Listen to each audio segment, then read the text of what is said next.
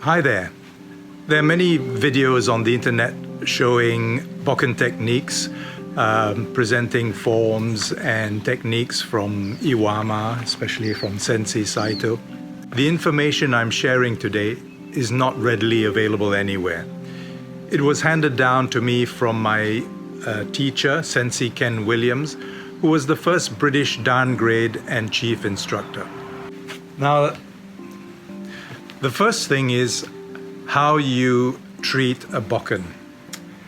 You must remember that a bokken, a wooden bokken, represents a real sword with a real razor-sharp blade. So you should never ever touch the front of the blade. Always hold it by the handle, or if necessary, by the back of the blade. And when handing over a bokken, hand it over with the blade up and out so that it's safe for everyone. The blade is an extension of the body. So if you keep this in mind, not only will your bokken practice be more effective, but your regular Aikido will also be much more powerful. And I'll explain later. So when you hold the bokken, you should hold it very lightly.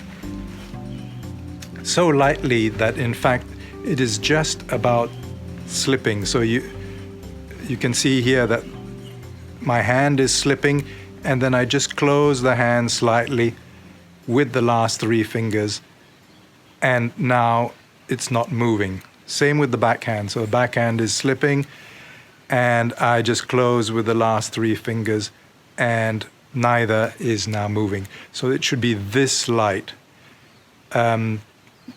And that in that way, then you are able to think of it as the extension of your body. If you hold it tightly, then it's as if you are holding a separate object. And really, the bokken and you should be one. So hold lightly, and the back hand goes all the way to the back, and the front hand goes all the way to the front just before the guard. Extending ki. So what is extending ki? Extending ki is having the feeling of extending out through the bokken. So your attention doesn't just stop at the hands and think that you are holding this wooden object. Your attention should actually go right through the bokken. So when you do extend ki, then the bokken will be very steady. So even if someone tries to slap it away, it won't move easily, and when it does move, it'll come back to its original position.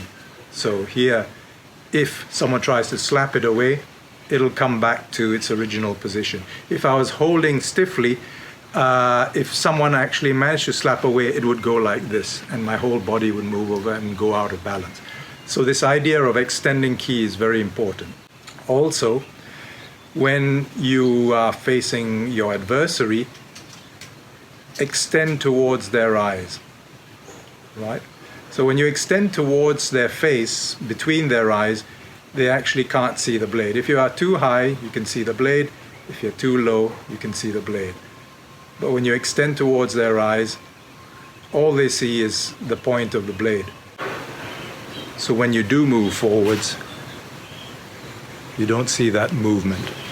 Always keep a forward feeling when facing your adversary, so that even when you lift up, that feeling is still forwards. If you move your blade back, then you will easily be pounced on because you'll be completely open. And I'll show you as well from the side. If you move back, then you start feeling the stretch here. You're out of balance, and you're easily overwhelmed. In sword fighting, as in any martial arts, the adversary is always looking for an opening or a weakness in your energy.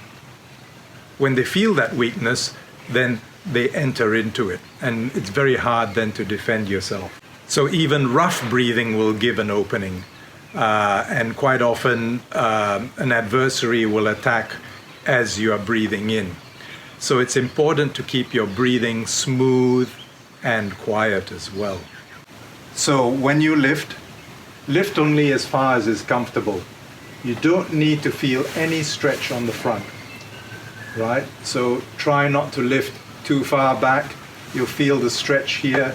You'll feel the strain. You'll feel the strain in your back, and that then puts you out of balance. So when you drop in your cut, let the bokken drop by its own weight. So if I kind of let go,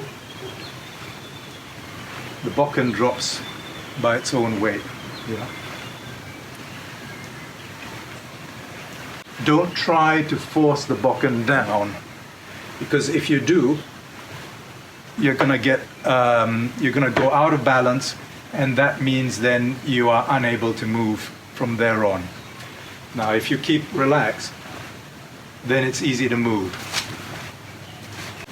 At the end of the cut, drop your hips slightly. This makes it more powerful.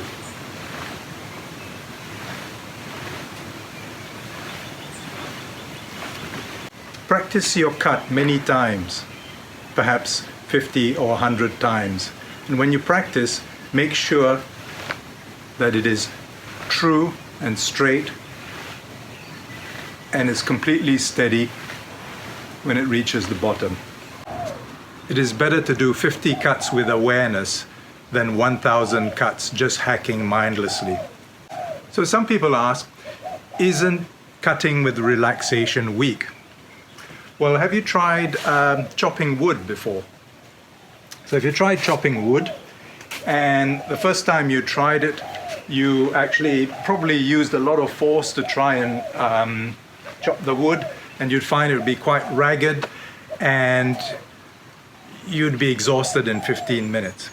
So after a few days of chopping wood, you would find a rhythm where you would actually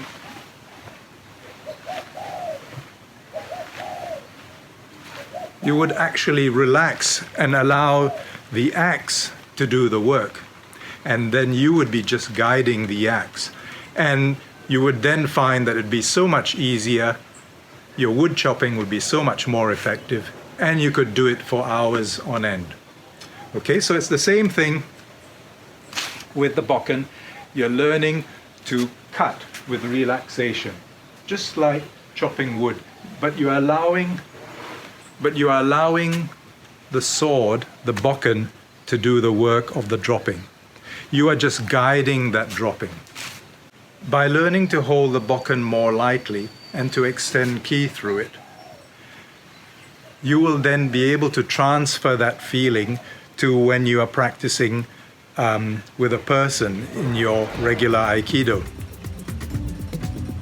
And you will find that you will be able to move them more easily, and that your Aikido throws will become much more powerful.